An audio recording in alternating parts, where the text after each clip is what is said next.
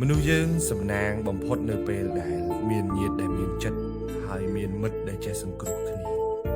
អ្នកណាក៏ដោយឲ្យតែគេសាងល្អជាមួយយើង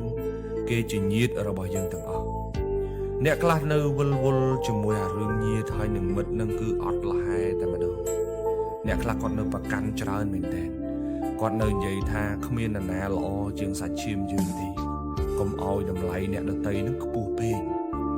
អ្នកខ្លះក៏គាត់និយាយថាសាច់ឈាមខ្លួនឯងពេលខ្លះពឹងពាក់មិនបានទេទៅបានអ្នកដទៃគឺគេចិត្តល្អជាងសាច់ឈាមបកើទៀតក៏មានដែរមតិទាំងពីរនឹងវានៅចម្រូងចម្រាសគ្នាច្រើនមែនទែនដែលធ្វើឲ្យយើងមានភាពប្រទាំងប្រទើនៅក្នុងការរាប់អានអ្នកដទៃមិនគួរយកមកប្រៀបធៀបទេហើយក៏មិនគួររើសអើងរវាងសាច់ញាតិហើយនិងសាច់ដទៃនឹងដែរ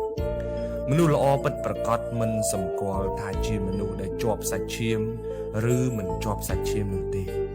សំខាន់មនុស្សនឹងមានចិត្តឲ្យគ្នាដែរឬអត់មានអធ្យាស្រ័យឲ្យគ្នាទៅវិញទៅមកដែរឬអត់មានការសង្គ្រោះគ្នាក្នុងគ្រាអាសន្នអន់ក្រដែរឬអត់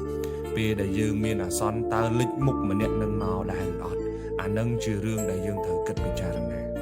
ហើយមនុស្សមានប្រយោជន៍ហើយមិនមានប្រយោជន៍សួរថារាល់ថ្ងៃនឹងមានប្រសពគ្នាឲ្យកើតជាប្រយោជន៍ដែរឬអត់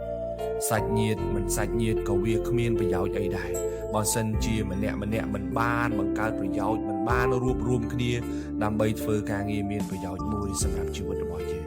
លោកតាក្រមងុយគាត់លើកឡើងថាឃើញរឹកគេល្អទោះមានឬក្ររាប់គេជាញាតិគួររាប់អ្នកក្រៅផៅអ្នកឯទៀតរើសរកមាយាទសុចរិតត្រឹមត្រូវមនុស្សល្អពិតប្រាកដគឺជាមនុស្សដែលមានទឹកចិត្តឲ្យគ្នាសាច់ឈាមយើងក៏អាចជាមនុស្សល្អអ្នកដទៃក៏អាចជាមនុស្សល្អសម្រាប់ជីវិតយើងឲ្យតែយើងចេះជួយគ្នាទៅវិញទៅមកឈប់រើសអើងឈប់ប្រៀបធៀបហើយឈប់ដាក់សម្ពាធឲ្យគ្នាទៀតទៅគ្រប់គ្នាជាញាតិរបស់យើងរៀនរស់នៅក្នុងសង្គមជាមួយគ្នានាំគ្នាបង្កើតប្រយោជន៍ជីវិតយើងនឹងរីកចម្រើន